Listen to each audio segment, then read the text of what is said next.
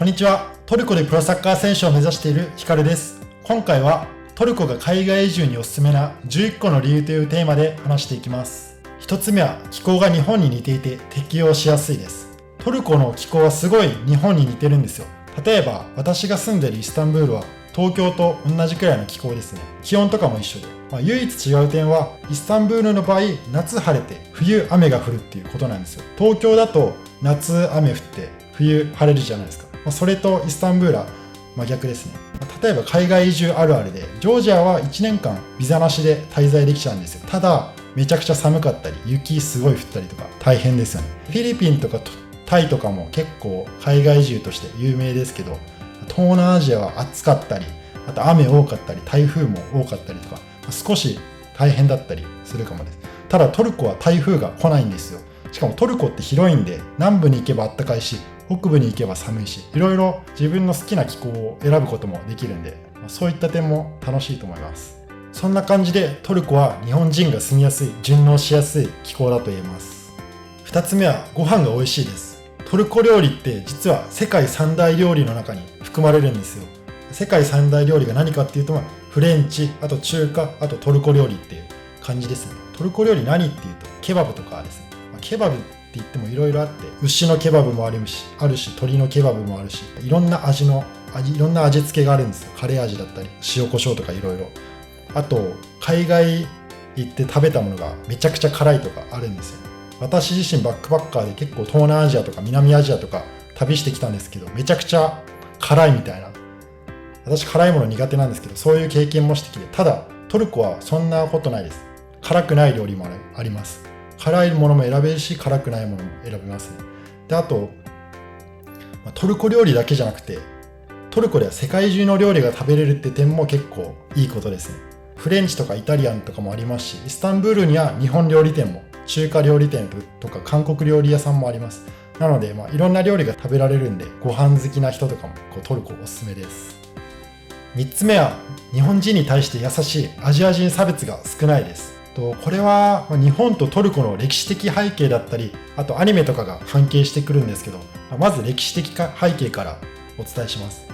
もしかしたら学校とかで習った方もいるかもしれないんですけど、1890年に和歌山県沖でエルトゥールル号事件というものがありました。トルコが昔のオスマン帝国だった時代に、オスマン帝国の艦隊が和歌山県沖に来たんですけど、そこで台風に遭っちゃって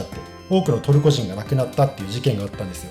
ただその時日本人たちが生存者の救助だったり遺体捜索や引き上げをしたっていうことがあって、かなりトルコから監視されたっていう出来事がありました。その1890年に起こったエルトゥールル号事件の約100年後の1985年にイラン・イラク戦争があったんですよ。その当時のイラクのサダム・フセイン大統領が今から48時間後にイランの上空を飛ぶ飛行機を無差別に攻撃するっていう声明を発表したんですね。イラン在住の日本人が出国を試みるんですけど、世界各国は自国民を救出するために救援機を出すんですけど、日本からの救援機の派遣は航空の安全が確保できないっていう理由で見送られてしまったんですね。そんな時救いの手を差し伸べてくれたのがトルコだったんですね。トルコから駆けつけた救援機の飛行機2機により、日本人全員215名がイランを脱出することに成功したんですね。これは無差別攻撃のタイムリミットのわずか1時間前のことでした。で、一方このトルコの救援機に乗れなかったイラン在住トルコ人は陸路でイランから脱出してトルコに行ったっていう話です。これはこの駐日トルコ大使の方が次のように語ってたんですけど、エルトゥールル号の事故に際して日本人が成してくださった献身的な救助活動を今もトルコの人たちは忘れていません。私も小学生の頃、歴史の教科書で学びました。トルコでは子供でさえエルトゥールル号のことを知っています。今の日本人が知らないだけです。それでイランで困っている日本人を助けようとトルコの航空機が飛んだのです。こういうエピソードがあって、こういう歴史があって、トルコは親日国っていうか日本と友好的な国なんですよ。こういったエルトゥールル号事件だったり、イラン・イラク戦争の出来事だったり、日本人も忘れてはいけないことだと思っています。あとトルコの親日エピソードでアニメの話をしたいんですけど、トルコって結構アニメ人気なんですね。で、私が日本人だよって言うとアニメの話してくる方が結構多いんですよ。ナルトとか呪術廻戦とか、もう本当にこういうこんな感じで喋ってきて、いやどんだけ好きなんだよっていう感じなんですけど、であと、サッカーのチームメイトに私のことをかかし先生って呼んでいいって言ってくるやつがいて、ずっと俺そいつにかかし先生かかし先生って呼ばれてるんですけど、かかし先生っていうのはナルトのキャラクターですね。あと私の39歳の日本人の友人がいるんですよ。その39歳の日本人と私と入れ墨バキバキのいかついトルコ人たちとサッカーやることもあるんですけど、その39歳の私の友人は入れ墨バキバキのいかついトルコ人たちからお兄ちゃんって呼ばれてるんですよ。そのトルコ人たちが唯一覚えてる日本語がお兄ちゃんなんですよ。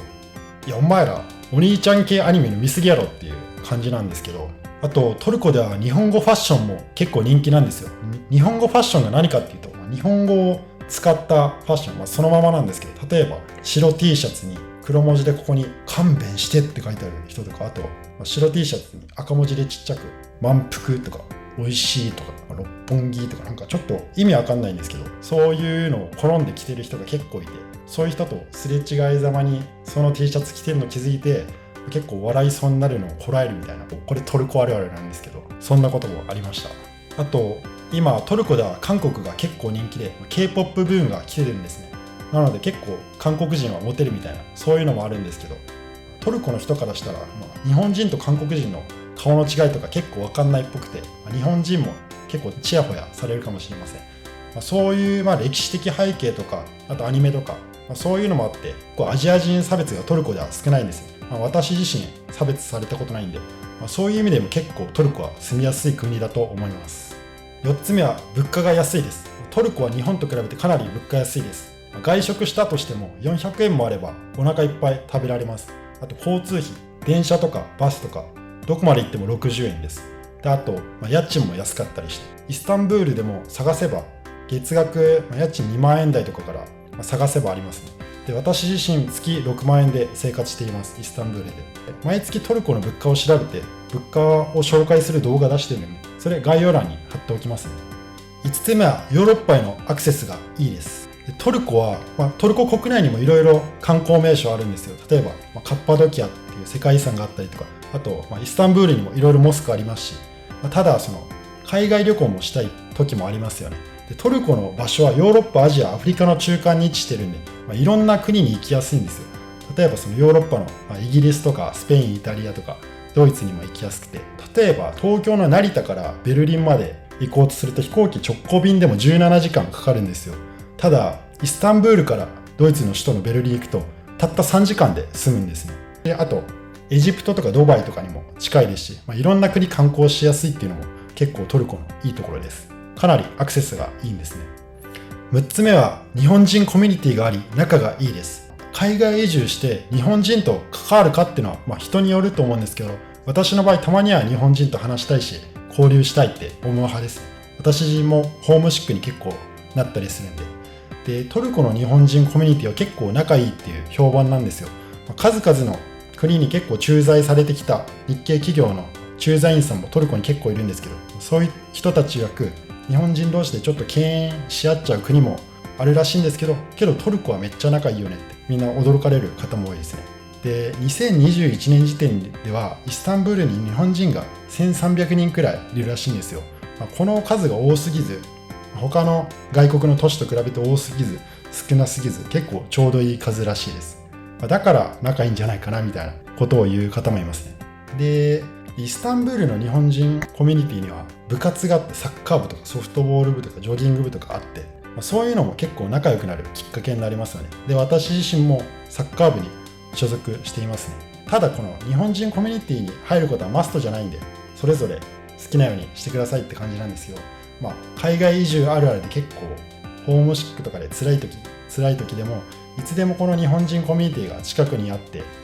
帰る場所があるっていうのは結構精神的にもいいことなんで、このトルコの日本人コミュニティが結構仲いいっていうのはかなりいいことだと思っています。7個目はイスラム教が厳格すぎないですね。イスラム教が厳格な国もあるんですよ。そういう国は例えばラマダンがあったりとか、あとお酒が飲めなかったりとか、そういうのがあるんです。ラマダンっていうのは1ヶ月間断食をするんですけど、1ヶ月間の間は日が昇ってから日が沈むまではご飯も食べれないし水も飲めないみたいな、何も飲めない、何も口に入れられないみたいな、そういう慣習があるんですけど、イスラム教が厳しい国だったらそういうラマダン期間はスーパーとかレストラン一切開いてなくて閉まってて、なので旅行とか移住者結構困るみたいなパターンあるあるなんですけど、トルコはそのイスラム教が厳格すぎないんで、ラマダン中もイスラム教じゃない人はご飯食べられますし、水も飲めますし、ちゃんとスーパーレストランも開いてるんで、あとラマダンしないトルコ人も多いんで、あとラマダンなどイスラム教の慣習をトルコだと観光客とか移住者に強要しないんで、そういった点も非イスラム教徒としては住みやすい場所だと思います。しかもそのお酒飲むトルコ人も多いんで、トルコでは結構いろんなところでお酒飲めますね。ただしトルコでも田舎へ行くと厳格なイスラム教徒が多い地域もあるんで、そういった点はご注意ください。8個目はトルコ語の習得が比較的簡単で覚えると便利っていう話です。トルコ語は主語述語語など文法が日本語と一緒なんですね。例えば日本語で私はリンゴが好きっていう文章を英語にすると I love apple になるじゃないですか。日本語だとリンゴが好きなのに英語では I love apple で逆になっちゃうじゃないですか。けどその点トルコでは私がリンゴが好きっていう文章ベンエルマイセビオルムって言うんですけど、ベンが私、エルマイがリンゴ、セビオルムが好きで、これ日本語と語順が一緒なんですよ。英語だと逆にしちゃうのに、こんな感じで文法が日本語とすごい似てるんでかなり楽ですね、習得が。ただ単語はちょっと覚える必要があるんですけど、トルコ語は英語よりも日本人にとって習得が楽と言われてますね。あとトルコ語はアラビア語など結構周辺の国と同じ単語があるんですよ。例えばトルコ語でカルプっていうと心臓っていう意味なんですけど、アラビア語でもカルプっていうと心臓っていう意味なんですよ。あと東欧諸国とか中央アジア系の言語で結構トルコ語と単語とか文法が似ている国も多いんで、トルコ語を覚えちゃえば周辺の国をカバーとは言わないですけど、結構周辺の国々の言語も覚えやすくなるんですよ。もうこれ一石二鳥を超える、もう一石十鳥とか、それくらいのレベルだと思うんですけど、言語を結構覚えるの好きな人にはたまらないんじゃないかなって。私もいろんな国の言語を覚えるのが好きなんですけど、やっぱトルコ語を覚えるのは結構そういう意味でも楽しいですね。いろんな国の言語を覚えることにもつながるんで。9個目はビザなしで3ヶ月間滞在できるです。ビザなしでこんな3ヶ月も滞在できる国ってそんな多くはないんですね。3ヶ月以上滞在したいとなるとビザが必要なんですけど、ただこの3ヶ月間ビザを取るべきか取らないべきか吟味できる、移住するべきか移住しないべきか吟味できるっていうのは結構大きなメリットなのかなって思っています。10個目は滞在のビザの取得が楽っていうことですね。トルコのビザは結構他の国と比較して取得が楽なんですよ。トルコの観光ビザ、これイカメットって言うんですけど、このイカメットっていう観光ビザを取得して更新し続ければ、制度上永久にトルコに住めちゃうんですね。例えばワーホリビザとかあると思うんですけど、トルコはワーホリないんですけど、ワーホリビザは残高証明が必要だったりとか、あと30歳までしか取得できないとか、いろいろ制限ありますよね。で、あとフリーランスビザ、ノマドビザがある、ポルトガル、オランダ、ドイツとかは収入証明が必要だったり、多分月間30万とかの証明が必要だと思うんですけど、で、あとドバイも結構移住が楽と言われてるんですけど、それは法人立てた場合とかで、この法人維持に年間50万必要だったりみたいな話もありますし、あとタイとかマレーシアに移住される方もいますけど、タイとかマレーシアの移住ビザ実際は200万とか300万とかそういう大金払わないと移住ビザもらえなかったりとか、結構大変な側面もありますよね。で、フィリピンは3ヶ月間滞在可能で、あとビザランっていう1回出国してでまた戻ってきて3ヶ月滞在して、で出国して戻ってきて3ヶ月滞在みたいな、そういうビザランが昔はできたんですけど、最近はちょっと厳しくなってきてるらしくて、いつ入国拒否されるか分かんないみたいな不安がつきまといますし、そういう意味でトルコのビザは結構取得が楽だし、精神的にも結構楽かなって思っています。で、このトルコの観光ビザのこのイカメットの取得方法については別の動画で詳しく解説してますので、そちらご覧ください。概要欄に貼っておきます。11個目は入国が簡単という話です。2022年7月現在、トルコに入国するとき、ワクチンパスポートとかコロナの陰性証明は必要ないんですよ。実際に2022年2月に私がトルコに入国したときも、ワクチンパスポートとか陰性証明は必要なかったです。その時期でさえ要求されなかったんですよ。ただし、落とし穴があって、これ航空会社の落とし穴なんですけど、航空会社によっては入国する国にワクチンパスポートとかコロナ陰性証明が必要なくても、飛行機に乗るためだけにその PCR 陰性証明が必要なこともあるんですよ。これ私はこの落とし穴に引っかかったっていうか、調べるのを怠ってたんですけど、その事実を知らなくて、航空会社にチェックインカウンターでPCR 陰性ないと乗れないよって言われちゃって、その結果わざわざ成田のチェックインカウンターまで行ったのに飛行機に乗れず、飛行機代チケット代払ったのに飛行機に乗れないっていうことがあって、で次の日実家帰って PCR 検査を受けて陰性って分かってからまた飛行機の航空券新しく買ってトルコに行くみたいな、そんなことがありました。なのでちょっと皆さんは注意してください。で実際そのトルコに入国する際はもう何も聞かれず無言で入れちゃったんですね。で他の国だと結構あるあるなんですけど、帰りの航空券持ってるかチェックされるみたいなあるんですよね。ただトルコではこの帰りの航空券チェックされませんでした。なのでわざわざ帰国用の航空券を買う必要はありません。結構私バックパッカーしてた時、東南アジアとか南アジアとか回ってた時、帰りの航空券あるか結構チェックされてましたけど、トルコではそんなことなかったです。この帰りの航空券をチェックする行為っていうのは、こいつ俺らの国に不法滞在しないかな、ちゃんと国に帰るかなみたいなことをチェックする意味で帰りの航空券を私は結構チェックされてました。ただこういう入国情報とかは結構変動する恐れもあるんで、最新情報は外務省のサイトで確認してみてください。こんな感じで今回トルコが海外移住におすすめな11個の理由を紹介してきました。最後にまとめると、1つ目気候が日本に似ていて適応しやすい、2つ目ご飯が美味しい、3つ目日本人に対して優しい、アジア人差別が少ない、4つ目物価が安い、5つ目ヨーロッパへのアクセスがいい、6つ目日本人コミュニティがあり仲がいい、7つ目イスラム教が厳格すぎない、8つ目トルコ語の習得が比較的簡単、覚えると便利、9個目ビザなしで3ヶ月滞在できる、10個目滞在ビザの取得が楽、11個目が入国が簡単という話でした。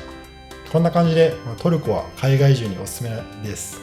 観光にももちろんおすすめです。ということで今回こんな感じで動画終わります。この動画良かったらチャンネル登録とかいいねとかコメントとかよろしくお願いします。最後までご視聴いただきありがとうございました。